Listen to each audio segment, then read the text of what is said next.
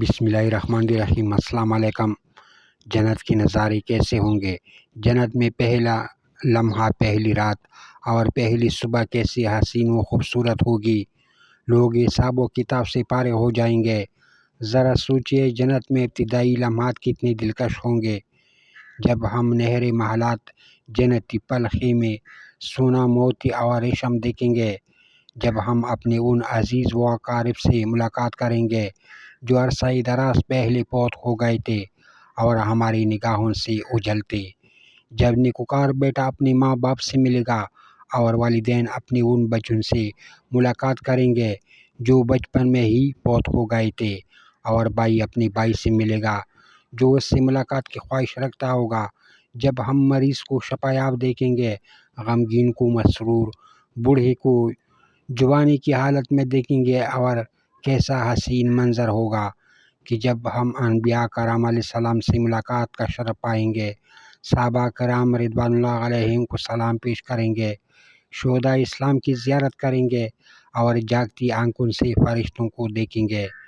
پھر جب ہمیں نہر کو سر پر لے جایا جائے گا تو وہاں ہمارے محبوب حضرت محمد مصطفیٰ صلی اللہ علیہ وآلہ وسلم بنفس نفیس موجود ہوں گے اور ہمیں سونے کے برتنوں میں کوثر کی جام بھر بھر کر دیں گے، جیسے ایک بار پینے کے بعد کبھی پیاس نہیں لگے گی، اور ہمیں بتایا جا رہا ہوگا کہ یہ ابو بکر صدیق رضی اللہ عنہ ہے، وہ دیکھو وہاں سے عمر رضی اللہ عنہ آ رہے ہیں، اور وہ باحیا و بصفا عثمان بن عفان رضی اللہ عنہ ہے، اور یہ علی المرتضیٰ رضی اللہ عنہ ہے، اور ان کے پہلو میں نوجوانان جنت کے سردار حسنین کریمین رضی اللہ عنہم ہے۔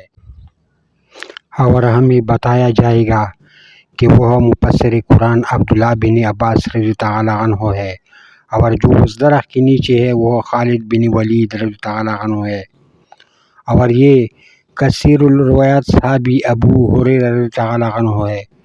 پھر ہم ایک میٹھی اور سریلی آواز سنیں گے تو سب لوگ رب تعالیٰ کی وحدانیت و کبریائی بیان کرتے ہوئے صاحب آواز کے بارے میں پوچھیں گے، تو فوراً بتایا جائے گا کہ یہ اللہ کی جلیل القدر نبی داؤد علیہ السلام ہے۔